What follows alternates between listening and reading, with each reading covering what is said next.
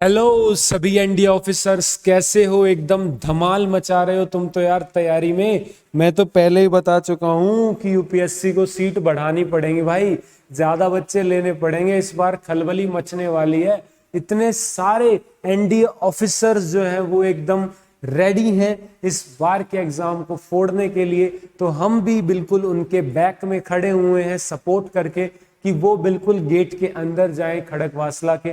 तो चलो भाई स्टार्ट करते हैं। Welcome back to another booster session of physics. और एक प्यारा सा टॉपिक जहां से आपका 2-3 क्वेश्चन निकल के आ रहे हैं भाई अभी रिसेंट एनडीए में, तो यहाँ पे इंपॉर्टेंट है, हम छोड़ नहीं सकते। एक 15 मिनट की तो बात है, रिवीजन टॉनिक ले लो ना। तो यहाँ पे हमने टॉपिक चूज किया बच्चे आपका साउंड। तो साउंड को हम खत्म करने वाले हैं अपने इस बूस्टर सेशन में। तो बूस्टर सेशन आपको पता ही है क्यों है, ताकि हम बूस्ट कर सकें आपके कॉन्फिडेंस को, हम बूस्ट कर सकें आपकी तैयारी को, हम बूस्ट कर सकें आपके जो है सिलेक्शन के चांसेस को, हम बूस्ट कर सकें आपके कॉन्फिडेंस को, ठीक है, ताकि आप फोड़ के आओ जो है पेपर को। तो भाई साउंड क्या है? साउंड आपकी एक फॉर्म ऑफ एनर्जी है जो कि आपका हेल्प करती है हमें सुनने के लिए। और साउंड भी आपका जो है ट्रेवल करती है एज अ वेव, तो डिस्टरबेंस की फॉर्म में ट्रेवल करती है। तो ये आपकी एक वेव भी है। तो sound is a wave, it is a form of energy जो हमें सुनने में मदद करती है, ठीक है। तो भाई आगे भी बात करेंगे। जो हियरिंग रेंज होती है वुमन की, डेट इज 20 हर्ट्ज से 20 किलो हर्ट्ज वो होती है। तो कैसे प्रोड्यूस होती है साउंड? तो आपका जो भाई कोई भी वाइब्रेटिंग ऑब्जेक्ट है तो वो क्या प्रोड्यूस करता है? साउंड प्रोड्यूस करता है कोई भी वाइब्रेटिंग ऑब्जेक्ट। जैसे ह्यूमन के पास वोकल कॉर्ड्स होते हैं, यहाँ फार्नेक्स होता है आपका रेस्पिरेटरी सिस्टम का पार्ट, उसमें लार्नेक्स होता है जिसे वॉइस बॉक्स कहते हैं, उसके अंदर वोकल कॉर्ड्स होते हैं। तो ये वाइब्रेट जब करते हैं तो आपका क्या होता है भाई? एनर्जी, वो एनर्जी जो है वो बनती है किसकी फॉर्म में? साउंड की फॉर्म में।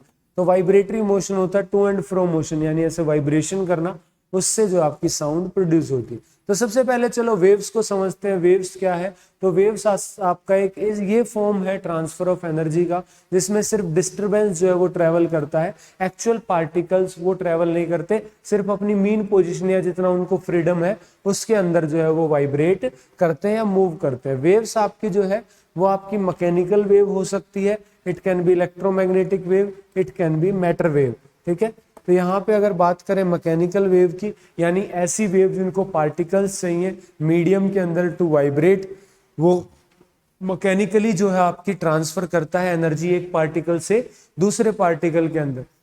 यहाँ पे जो है आपका अगर यहाँ पे आपका मैकेनिकल वेव भी दो टाइप की हो सकती है, लॉन्गिट्यूडनल और ट्रांसवर्स, डिपेंडिंग अपॉन की जो पार्टिकल्स है उनका वाइब्रेशन कैसा है। क्या वो वाइब्रेशन जो है आपका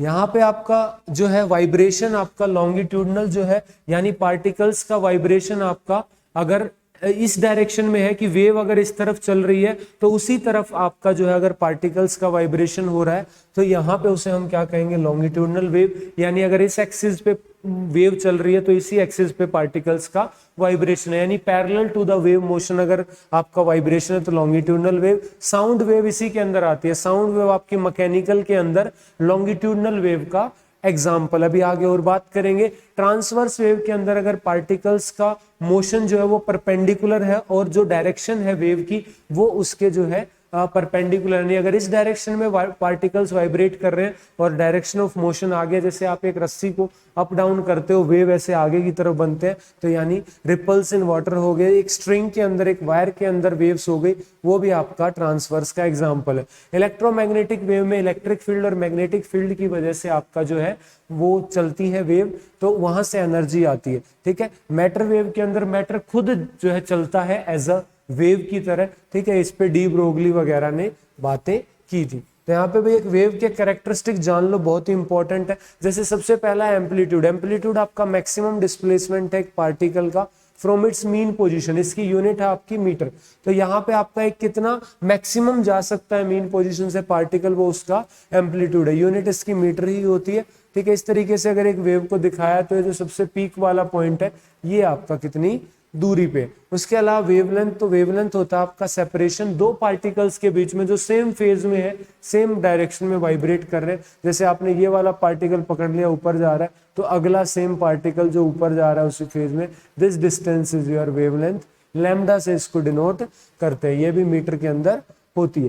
फ्रीक्वेंसी होता है कि अगर आपकी एक यूनिट टाइम में कितनी जो है साइकिल पूरी हो रही है, और टाइम पीरियड होता है आपका एक साइकिल को पूरी करने का टाइम, तो उसको उल्टा कर दोगे तो आपको पर सेकंड जो है नंबर ऑफ साइकिल्स मिल जाएंगी, तो उसी को हम क्या कहते हैं, फ्रीक्वेंसी बोलते हैं। न्यू से जो है इसको डिनोट करते हैं। इसके जो पर सेकंड या हर्ट्ज जो है इसका जो है क्या होती है, यूनिट होती है। तो hertz is the SI unit of frequency. India में 50 हर्ट्ज का एसी करंट आता, ठीक है। यहाँ पे टाइम पीरियड की बात करें तो वह time taken by wave to complete one cycle, उसे जो है हम क्या कहेंगे, टाइम पीरियड। उसके अलावा स्पीड ऑफ अ वेव क्या होती है कि कितना डिस्टेंस ट्रेवल कर रही है एक वेव इन यूनिट टाइम, उसे हम क्या कहेंगे, आपका वेलोसिटी जो है या स्पीड ऑफ वेव कहेंगे। तो इसका फॉर्मूला आता है आपका एक कि जो वेलोसिटी है that is equal to lambda over time period. ये आपका फॉर्मूला आता है। 1 टाइम पीरियड को फ्रीक्वेंसी कह सकते हो, तो velocity is equal to lambda nu. ये आपका जो है फॉर्मूला है। यहाँ से फ्रीक्वेंसी निकाल सकते हो, वो आपका क्या आ जाएगा, वेलोसिटी अपॉन वेवलेंथ।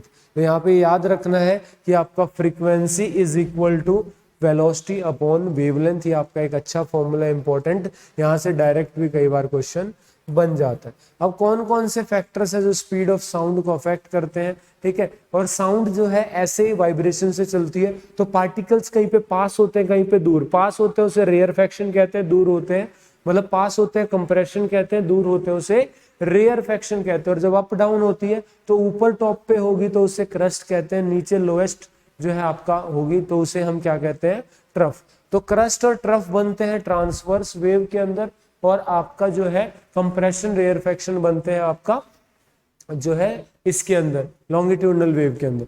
तो यहाँ पे भाई फैक्टर्स आपका सबसे पहले नेचर ऑफ मीडियम, जितना पास पास होंगे आपके उतना जल्दी जल्दी ट्रांसफर होगा। तो यानी सॉलिड में सबसे ज्यादा स्पीड है, जैसे आयरन का एग्जांपल है, लिक्विड जैसे वाटर का एग्जांपल है, गैस में सबसे कम जैसे एयर का एग्जांपल।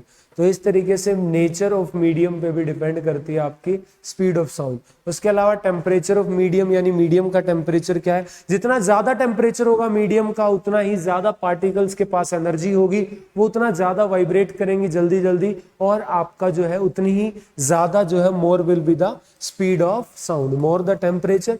थर्ड फैक्टर है ह्यूमिडिटी। तो ह्यूमिडिटी का मतलब है कि कितना वाटर प्रेजेंट है, वाटर वेपर्स, वाटर कंटेंट कितना प्रेजेंट है एयर के अंदर। तो जितना ज्यादा होगा उतनी ही speed of sound will be more, speed of sound will be more, क्योंकि ज्यादा पार्टिकल्स आ जाएंगे, जल्दी जल्दी ट्रांसफर होगा। More the humidity more will be the speed. उसके बाद साउंड वेव के कुछ कैरेक्टरिस्टिक, जहां से डायरेक्ट क्वेश्चन ऐसे आता है मक्खन की तरह।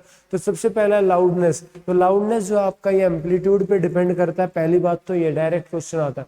लाउडनेस आपको बताता है कितनी लाउड है जो है वॉइस, तो जितना ज्यादा एम्पलीट्यूड होगा उतनी जो है लाउड वॉइस होगी, और जितना कम एम्पलीट्यूड होगा उतनी जो आपकी सॉफ्ट वॉइस होगी। जैसे अगर मैं ऐसे बोलूं तो मैं एम्पलीट्यूड कम प्रोड्यूस कर रहा हूँ, वाइब्रेट कम करा रहा हूँ, और अगर मैं ज्यादा वाइब्रेट कराऊंगा तो यहाँ पे आपको जो है लाउड वॉइस जो है आपको आएगी। तो loudness is directly proportional to amplitude.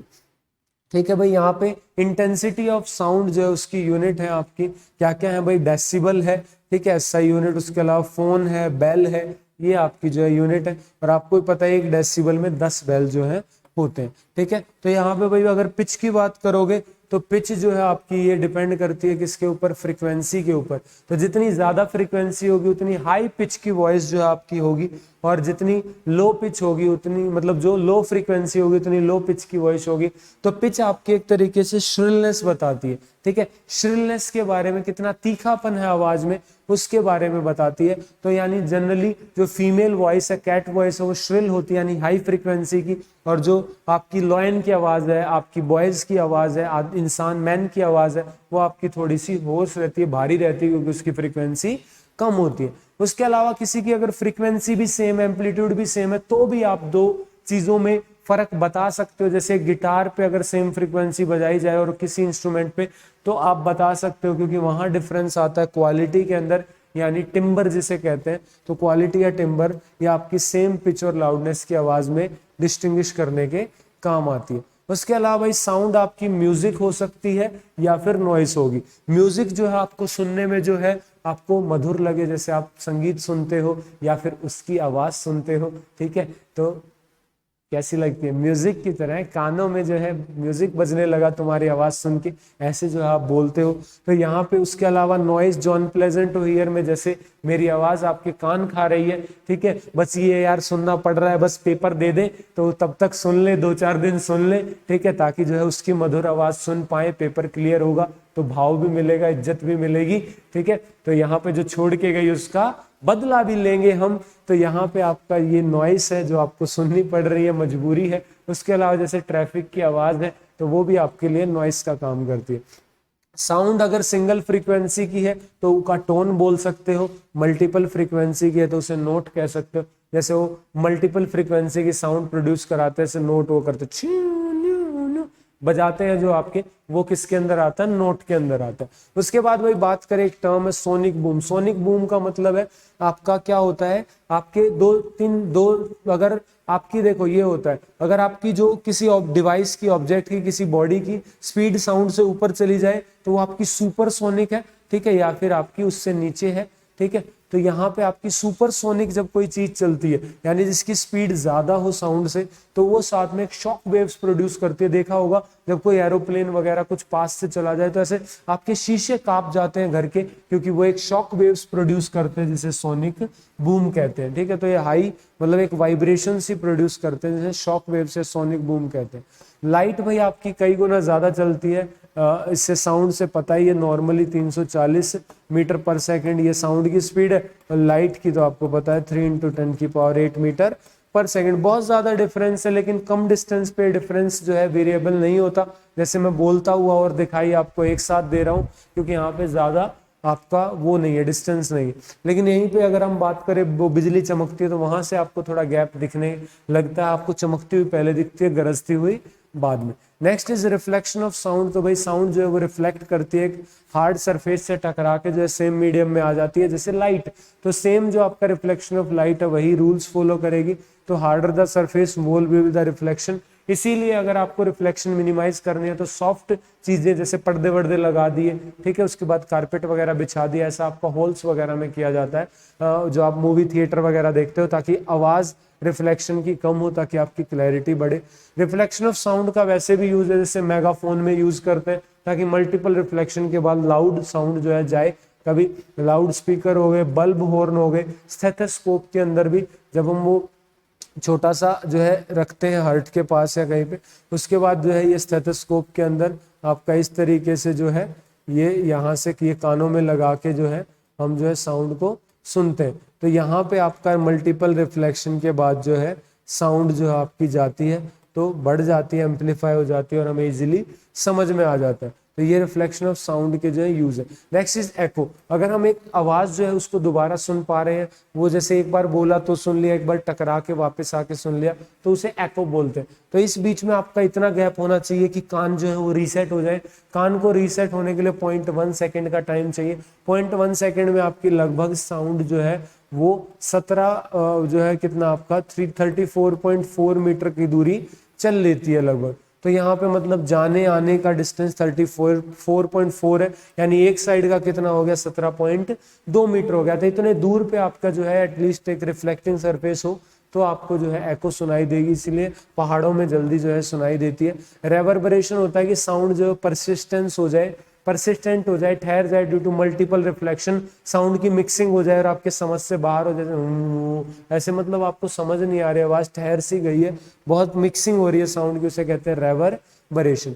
Sound को जो है भाई आप बांट सकते हो फ्रीक्वेंसी के बेस पे। इट कैन बी इंफ्रासोनिक, यानी आपकी ऑडिबल रेंज से कम, ऑडिबल रेंज बताई थी 20 हर्ट्ज से 20,000 हर्ट्ज, तो यहाँ पे एक जीरो लगा लो, 20,000 हर्ट्ज तक। तो यहाँ पे ऑडिबल साउंड अगर इससे कम है मिनिमम से भी तो इंफ्रासोनिक, अगर मैक्सिमम से ज्यादा है तो आपकी अल्ट्रासोनिक। और बच्चों के लिए मैक्सिमम जो है थोड़ी सी चेंज भी हो जाती है, इंसानी बच्चे जो है 25,000 तक सुन सकते हैं, यानी 25 किलो हर्ट्ज तक। नॉर्मली जो है 20,000 हर्ट्ज होती है। क्या क्या यूज है भाई आपके अल्ट्रासोनिक के, क्योंकि इसमें हाई फ्रीक्वेंसी है, ज्यादा एनर्जी होगी तो इसके यूज भी ज्यादा होंगे। यहाँ पे क्या क्या यूज है भाई, सबसे पहला यूज है आप क्रैक, डिफॉर्मिटी वगैरह इनको जो है ढूंढ सकते हो लार्ज मेटल ब्लॉक्स के अंदर। टू क्लीन पार्ट्स, तो यहाँ पे हार्ड टू रीच पार्ट्स को क्लीन कर सकते हो। बैट यूज करते हैं इसको, क्योंकि बैट जो है वो देख नहीं सकते रात को, इसी की मदद से चलते हैं। डॉल्फिन यूज करती हैं, ठीक है, छोटे मोटे किडनी स्टोन को जो है डिसॉल्व करने के लिए भी यूज किया जाता है। इलेक्ट्रोकार्डियोग्राफी में आपका यूज किया जाता है, ठीक है, ईसीजी वगैरह करने में आपका यूज किया जाता है। सोनार के अंदर यूज किया जाता है साउंड नेविगेशन एंड रेंजिंग। उसके अलावा भाई कौन कौन से हैं जो इंफ्रासोनिक यूज करते हैं भी पता होना चाहिए। वेल है, एलिफेंट, राइनोसोरस, ये आपके इंफ्रासोनिक यूज करते हैं। बैट, डॉल्फिन ये आपके अल्ट्रासोनिक यूज करते हैं। अब बात करें अगर ह्यूमन ईयर की, यानी वो ऑर्गन जिससे आप इस साउंड को सुन पा रहे हैं जो मैं बोल रहा हूं, तो भाई आपका उसके 3 पार्ट है। अगर आप ह्यूमन ईयर को देखोगे तो आउटर ईयर जिसमें आपका पिन्ना, ये बाहर वाला हिस्सा, ईयर कैनाल जिसको आप साफ करते हो ना, ये अंदर ट्यूब सी जो पैसेज है, इसको ईयर कैनाल बोलते हैं। उसके बाद कान का पर्दा, वो मिडल ईयर में आता है, जिसे ईयर मेम्ब्रेन या टिम्पैनिक मेम्ब्रेन बोलते हैं या ईयर ड्रम बोलते हैं। उसके अलावा बोन ऑसिकल्स, कान की 3 हड्डियां, वो भी आपकी मिडल ईयर में आती है। उसके अलावा इनर ईयर में आता है कोक्लिया, सेमी सर्कुलर कैनाल और ऑडिटरी नर्व्स, ये आपकी इनर ईयर में आती है। पिना क्या करता है, साउंड जो एनवायरनमेंट है उससे साउंड को कलेक्ट करता है। ईयर कैनाल एक होलो कैविटी है जहां से साउंड जो है आगे बढ़ती है आपकी कहां तक, कान के पर्दे तक, टिम्पैनिक मेम्ब्रेन तक। फिर ईयर मेम्ब्रेन ये वाइब्रेट करता है अकॉर्डिंग टू द फ्रीक्वेंसी जो इस पे गिर रही है, ठीक है। ईयर ड्रम भी बोलते हैं इसे, टिम्पैनिक मेम्ब्रेन या टिम्पैनम भी।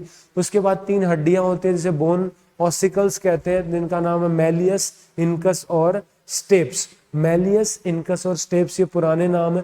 अब चलता है मैलियस की जगह हैमर चलता है, इनकस की जगह एनविल चलता है, इट्स एनविल।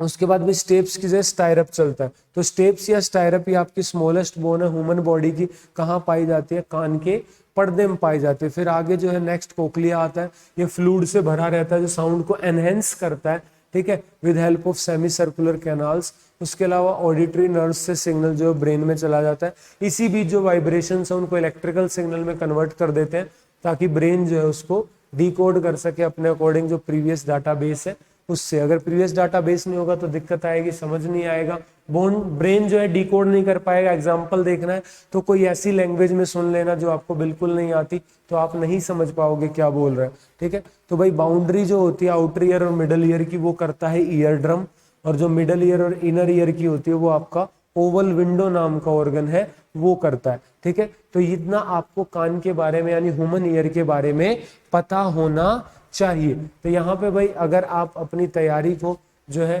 बूस्टअप करना चाहते हो और ऑनलाइन में पढ़ना चाहते हो और अफोर्ड कर सकते हो एक सब्सक्रिप्शन, तो आप एनडीए के लिए, यूपीएससी के जो एनडीए का एग्जाम है उसके लिए आप अनअकैडमी का सब्सक्रिप्शन ले सकते हो। अभी आपका 31 तक 20% ऑफ भी चल रहा है, तो आपको जो है 16,000 का कोर्स मात्र 12,800 में, यानी 2 साल का कोर्स आपको मिल रहा है LWS 10 लगाने पे। यूजुअली 10% ऑफ मिलता, यानी आपको जो मात्र 1600 का डिस्काउंट मिलता, अभी 3200 का मिल रहा है, यानी डबल।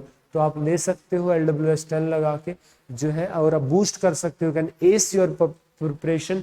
यहाँ पे आपको बहुत सारे कोर्सेज मिलेंगे अलग अलग आपका, ठीक है, course, practice session, full detailed course, crash course सब मिलेगा। अलग अलग टीचर्स मिलेंगे जो आपकी तैयारी को जो है वो अच्छी जो है वो करवा देंगे, आपके सिलेक्शन को पक्का कर देंगे।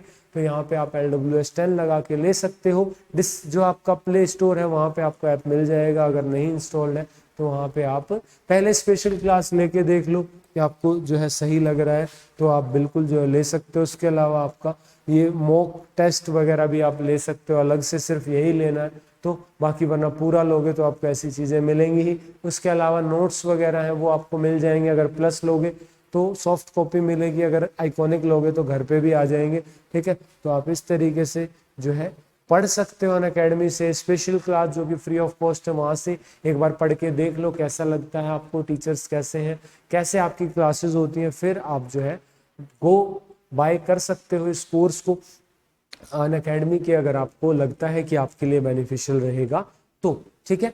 चलो, तो यहाँ पे भाई ये था आपका पूरा मामला साउंड का, ठीक है। तो थोड़ा सा 2-3 मिनट 15 मिनट से ऊपर लग गई हैं क्योंकि आपका जो है लॉन्ग था, साउंड पूरा हमने एक ही वीडियो के अंदर किया है। ये देखो आपके 2 से 3 क्वेश्चन पक्के हो जाएंगे अगर साउंड से क्वेश्चन आता है तो। ठीक है, चलो भाई फिर मिलते हैं ऐसे ही धमाकेदार सेशन में। तब तक पढ़ाई करते रहो, रुकना नहीं है, थकना नहीं है, पीछे नहीं हटना। अब जो भी कुछ होगा पेपर के बाद ही होगा। चलो भाई मिलते हैं फिर ऐसे ही सेशन में, तब तक के लिए Jai Hind, take care, bye bye.